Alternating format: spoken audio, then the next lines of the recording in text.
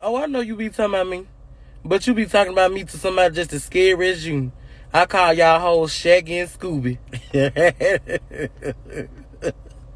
On March 27th, around 4 in the afternoon, police say Danny Brown went to his estranged wife's house on Fairley Drive in Little Rock. The information we have is that Danny Brown entered the house. I guess maybe an argument ensued. He allegedly shot his wife, and she later succumbed to those injuries at a nearby hospital.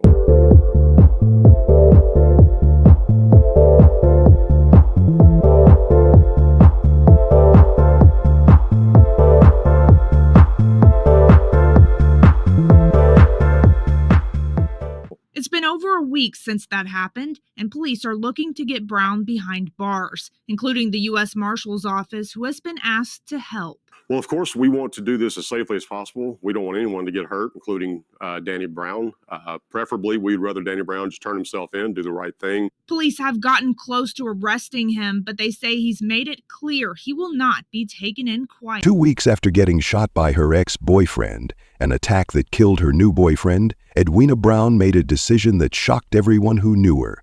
She eventually married Danny Brown, the very man who paid to have her killed. For 11 years, Edwina lived as the wife of a man who had once wanted her dead. She posted happy videos on social media, worked at Verizon, and raised her daughter. From the outside, it seemed like she had somehow moved past the violence that nearly claimed her life. But on March 27th, during what neighbors described as a heated argument in their Little Rock home, Danny Brown pulled out a gun again. This time, there was no survival, no second chance. This time, he finished what he had started 11 years earlier. As police hunted Danny across state lines, the question on everyone's mind wasn't just why he killed his wife. The real mystery was deeper. What would make a woman marry the man who shot her and killed her boyfriend? She even posted this video on her TikTok page and wrote, "I'm a walking testimony. God is not through with me yet." She then added a hashtag with the words, "Survivor. We're in this together." What hold did Danny have over Edwina that was so powerful she would not only forgive him, but pledge to spend her life with him? And most haunting of all, what changed after 11 years that finally pushed him to pull the trigger again? If you want to understand the dark truth behind this twisted relationship, hang on. This is one story where the facts are stranger and more disturbing. Welcome to Crazy Dark Files, where we shed light on the darkest true crime stories to help raise awareness and promote safety. Please like this video, share, and subscribe to this channel to help raise awareness, spread caution, and maybe even save someone else from the same fate. One of our biggest tips, I guess, came from Danny Brown himself. He actually called the Little Rock Police Department, gave a statement to them, and then made the statement that he would basically either harm himself or harm others if he was ever cornered by, anyone, especially law enforcement. Danny Brown was arrested by U.S. Marshals at an apartment complex in Dallas, Texas. Brown is accused of going to his estranged wife's house on March 27th, where he shot and killed her. Marshals tracked Brown to a Dallas apartment over the weekend. When they got there, Brown attempted to jump off the balcony, but then saw more officers and law enforcement on the ground. A short time later, he surrendered to police. He'll now be extradited back here to Arkansas. Our story takes us to Little Rock, Arkansas, the state capital known for its southern charm and hospitality. But beneath that friendly exterior lies a troubling reality. The overall crime rate in Little Rock stands at 209% higher than the national average. In recent years, the city reported 3,694 violent crimes. Your chance of becoming a murder victim in Little Rock? As high as 1 in 74.35. It was in this city that Edwina Brown built her life. Born and raised in Little Rock, she attended John M. Leland High School before settling into a career as a customer service advocate at Verizon. Those who knew her described Edwina as someone who lit up a room. She was funny, outgoing, and always trying to make others laugh. Having a daughter is God's way of saying, "Here, I thought you could use a lifelong friend," Edwina once posted, and that's exactly what her daughter was to her, a best friend. Their bond was special, evident in the many photos and videos they shared together. Social media was Edwina's playground. Her accounts were filled with silly videos, family moments, and the everyday joys of life. She posted regularly, sharing her infectious smile and positive energy with friends and followers. From the outside, you'd never guess the darkness that would eventually consume her life.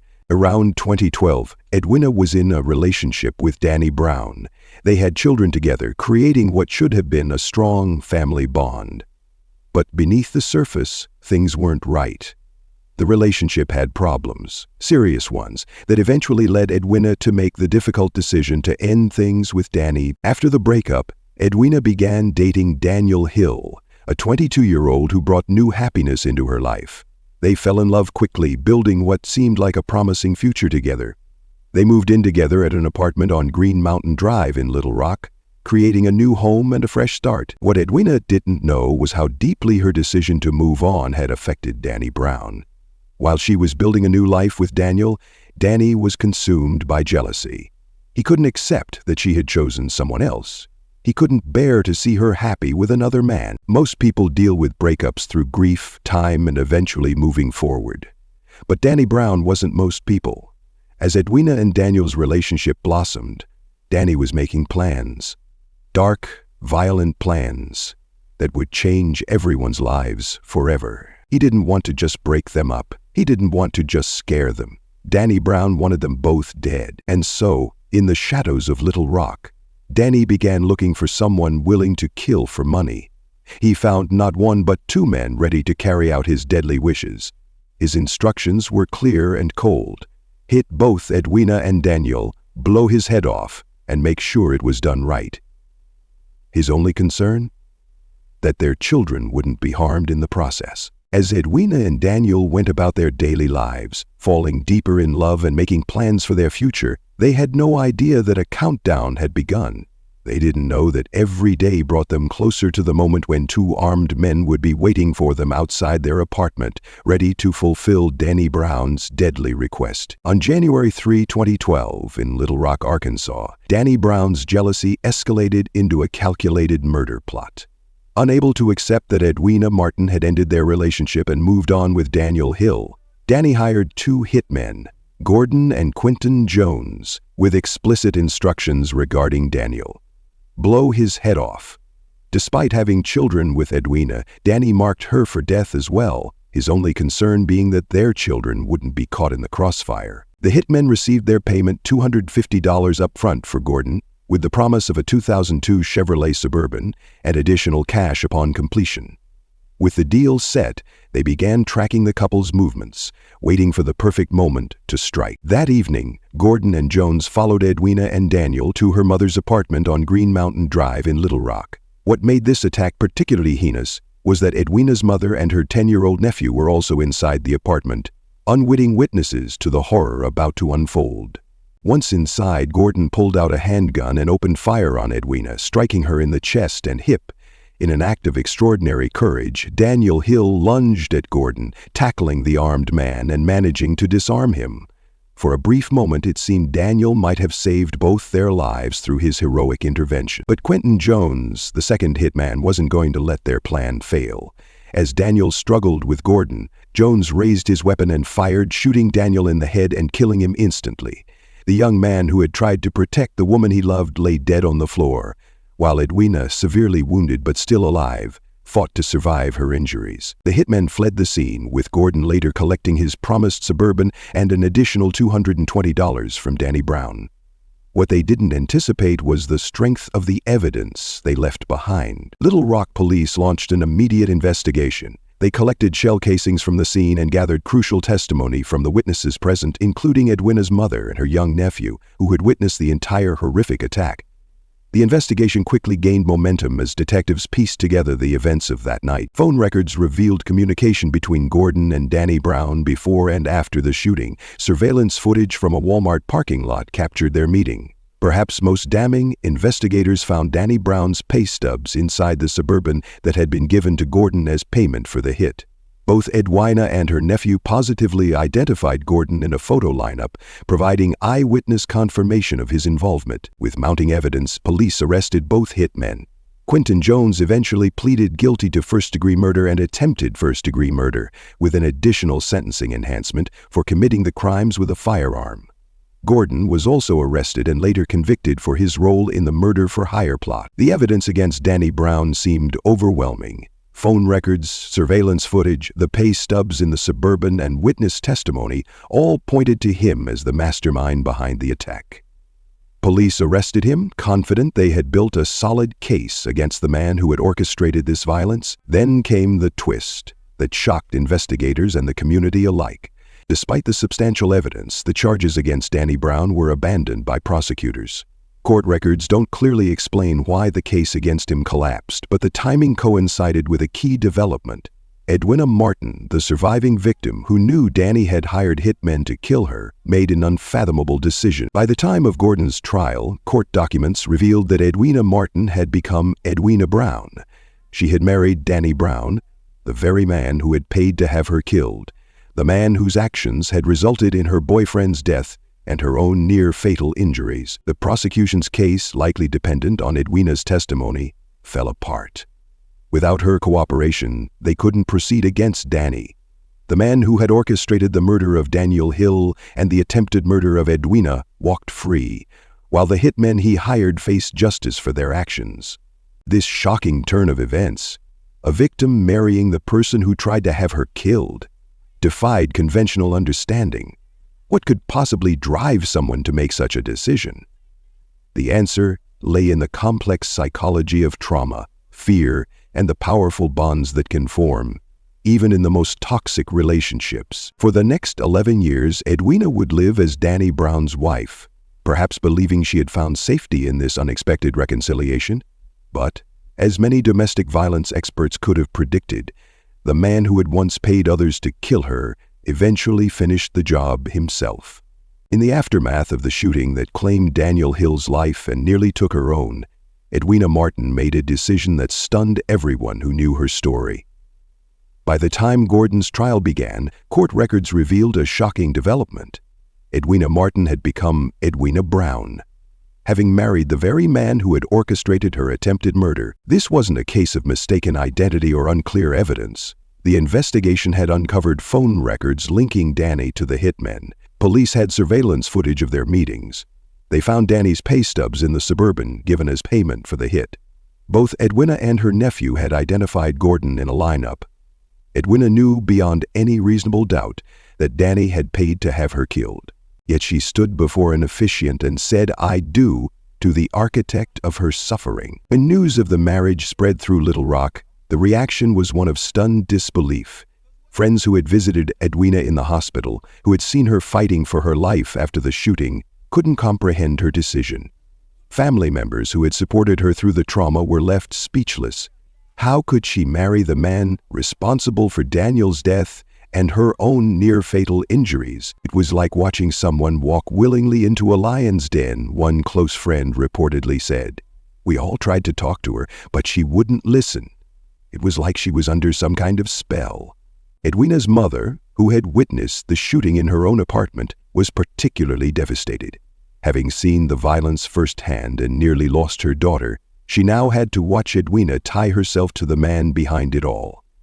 The strain this placed on their relationship was immense, creating a rift that would never fully heal. While Edwina never publicly explained her decision, experts in domestic violence point to several psychological factors that might help us understand her seemingly incomprehensible choice. Trauma bonding, a powerful emotional attachment that forms in relationships with cycles of abuse, likely played a significant role. This psychological response occurs when intense emotional experiences are combined with power imbalances and intermittent reinforcement of affection. The trauma of the shooting, followed by Danny's presumed apologies and promises to change, could have strengthened rather than severed their connection. Fear also likely influenced Edwina's decision. With the charges against Danny dropped, he was a free man, one who had already demonstrated his willingness to have her killed. Perhaps in Edwina's mind, marrying him offered more protection than rejecting him. If she couldn't escape him, being close might allow her to monitor his moods and intentions. The children they shared created another powerful bond. Edwina may have believed that maintaining a family unit was in their best interest, despite the dangers. Many victims of domestic violence stay in or return to abusive relationships out of concern for their children's emotional or financial well-being. Economic dependence cannot be overlooked. As a young mother in Little Rock, Edwina may have faced limited options for supporting herself and her children alone. Financial insecurity is one of the primary reasons victims return to abusers, especially when children are involved. The failure of the justice system to hold Danny accountable likely contributed to Edwina's decision as well. When the charges were nolle prossed, it may have reinforced a sense that resistance was futile. If even the legal system couldn't protect her from Danny, perhaps accommodation was her only option. Whatever combination of factors led to her decision, the consequences would unfold over the next 11 years. For approximately 11 years after the first attempt on her life, Edwina lived as Danny Brown's wife, raising children with him, sharing meals and a bed with him. From the outside, they might have appeared like any other family in Little Rock, but beneath that facade lay a history of violence and a future threat that would eventually claim Edwina's life.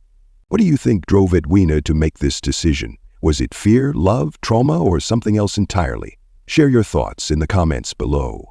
If you've ever known someone in an abusive relationship, what barriers did they face when trying to leave? Your insights might help others understand these complex situations. For 11 years, Edwina and Danny Brown lived as husband and wife in Little Rock, Arkansas. From the outside, they might have appeared to be an ordinary family, raising their children, celebrating holidays, and navigating the everyday challenges of life together. Edwina continued to share glimpses of her life on social media, posting family photos and videos that portrayed moments of apparent normalcy and happiness. But what truly transpired behind closed doors during those 11 years remains largely unknown to the public. No detailed records exist of police calls to their home or hospital visits that might indicate ongoing physical abuse. Yet experts in domestic violence warn that absence of evidence is not evidence of absence, especially in cases where victims have already demonstrated a reluctance to involve authorities. When someone has already made the decision to stay with an abuser, particularly one who has attempted to have them killed, they often become hypervigilant about keeping up appearances. They may go to extraordinary lengths to hide injuries, explain away concerning behavior, and maintain the facade of a healthy relationship. What we do know is that Edwina and Danny continued to raise their children together. These children, who had nearly lost their mother in 2012, grew up in a household with the man who had orchestrated that attempt on her life. The psychological impact on them must have been profound, though the details of their experiences remain private. Domestic violence experts note that abuse typically follows a predictable pattern: tension building, explosive incident, reconciliation, and calm before beginning again. This cycle often escalates over time, with periods of calm becoming shorter and incidents of violence becoming more severe. When someone has already attempted murder, that's an indication of extreme danger, notes a former prosecutor who specialized in domestic violence cases. The fact that Danny Brown was willing to have Edwina killed in 2012 suggested a level of violence that was unlikely to simply disappear. As the years passed, Edwina maintained her presence on social media, sharing what appeared to be lighthearted videos and family moments. These posts painted a picture of normalcy that may have masked a more troubling reality. Friends later reported that they had occasionally noticed concerning signs but felt helpless to intervene after Edwina's decision to marry Danny. Then, in early 2023, a shocking new development emerged. Approximately 2 weeks before her death, Edwina was indicted on federal child pornography and extortion charges.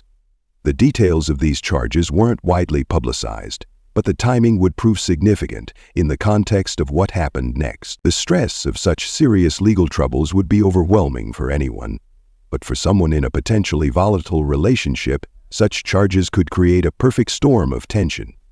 Financial strain from legal fees, public shame, and the prospect of imprisonment can exacerbate existing relationship problems and trigger escalations in abusive behavior. Whether these charges were legitimate, how they came about, and what role, if any, they played in the events that followed remains unclear.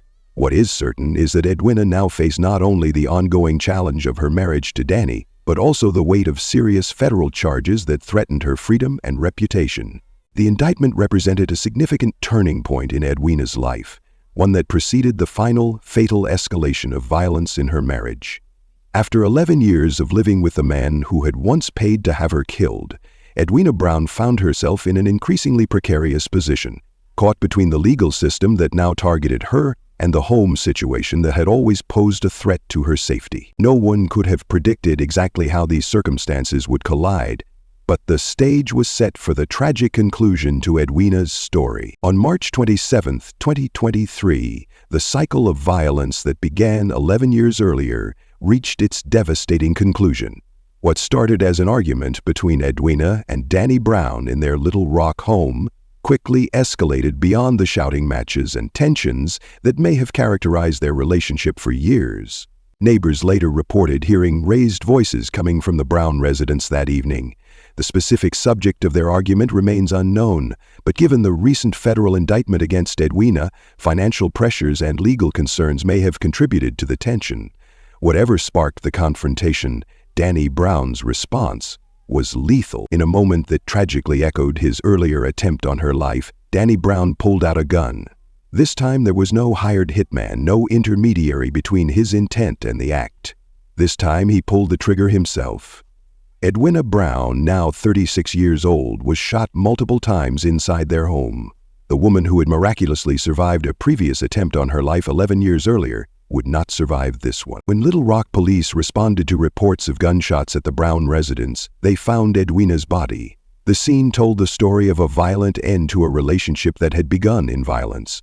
Danny Brown was nowhere to be found, having fled the scene immediately after the shooting. We have a homicide victim and a suspect who is armed and dangerous, the Little Rock Police Department announced as they launched a manhunt for Danny Brown. The suspect and victim were married, and we have reason to believe this is a domestic violence situation that ended in murder. As investigators processed the crime scene and gathered evidence, they received a disturbing call. Danny Brown himself contacted the police, but not to surrender. Instead, he issued a chilling threat. If cornered, he would harm himself or others. This declaration elevated an already tense situation, putting law enforcement on high alert and suggesting that Brown was not only dangerous but potentially suicidal. The manhunt intensified as authorities issued bulletins across multiple states. They tracked Brown's cell phone and credit card usage, following his trail as he fled Arkansas. Tips began coming in from the public, with several reported sightings in neighboring states. Law enforcement agencies coordinated their efforts, sharing information and resources to locate the fugitive. The breakthrough came when investigators tracked Danny Brown to Dallas, Texas, approximately 300 miles southwest of Little Rock. U.S. Marshals, working in conjunction with Dallas police, located Brown at an apartment complex in the city. Whether he was staying with associates or had rented the apartment under an alias remains unclear, but his attempt to evade capture was about to end. As law enforcement closed in on the apartment, Danny Brown realized his options were dwindling. Rather than surrender peacefully or follow through on his threat to harm himself, he made a desperate attempt to escape. When officers breached the apartment, Brown ran to the balcony and in a moment of desperation jumped. The fall from the balcony did not kill him, but left him injured enough to prevent further flight. Officers quickly apprehended the wounded fugitive, securing him and providing medical attention before taking him into custody. The man who had twice attempted to end Edwina's life, once through hired killers and once by his own hand, was finally facing justice. Danny Brown, now 37, was extradited back to Arkansas to face murder charges. The legal system that had failed to hold him accountable for the 2012 murder-for-hire plot now had a second chance to deliver justice for Edwina. For those who knew Edwina's story, who remembered the shocking news of her marriage to the man who had tried to have her killed, the tragic end seemed both unthinkable and somehow inevitable.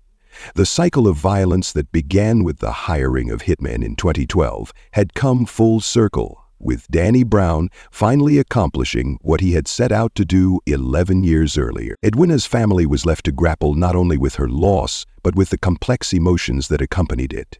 There was grief for the woman they had lost, anger at the man who had taken her life, and perhaps a measure of guilt and regret over their inability to extract her from a relationship that had always been marked by danger. The children Edwina and Danny shared now faced an unimaginable reality. Their mother was dead, and their father was her killer. The trauma of this loss would shape their lives forever, adding another tragic dimension to a story already filled with heartbreak. As news of Edwina's murder and Danny's capture spread through Little Rock and beyond, many wondered how this tragedy could have been prevented. and what lessons might be learned from her story. Danny Maurice Brown now faces capital murder charges for the killing of Edwina Brown. The charge carries the possibility of the death penalty or life imprisonment without parole in Arkansas, the most severe consequences available under state law. Prosecutors, determined not to repeat the outcome of the 2012 case, have assembled what they describe as overwhelming evidence against him. This isn't Brown's first encounter with the criminal justice system. Court records reveal that he was charged as an adult at age 17 for previous offenses, establishing a pattern of criminal behavior that stretches back to his youth. These earlier brushes with the law, combined with the 2012 murder-for-hire plot and now Edwina's murder, paint a picture of escalating violence and disregard for human life. As of now, Danny Brown remains in custody awaiting trial. The prosecution has indicated they are considering pursuing the death penalty, given the premeditated nature of the crime and Brown's history of violence against Edwina. The defense has yet to announce whether they will pursue an insanity defense or another strategy to mitigate Brown's culpability. For Edwina's family, the legal proceedings represent both a painful reminder of their loss and a potential path to closure. They attend each hearing, their presence a silent testimony to the woman whose life was cut short by domestic violence. The case has drawn attention from domestic violence advocacy groups across the country who point to Edwina's story as a tragic example of how the system can fail those it's meant to protect.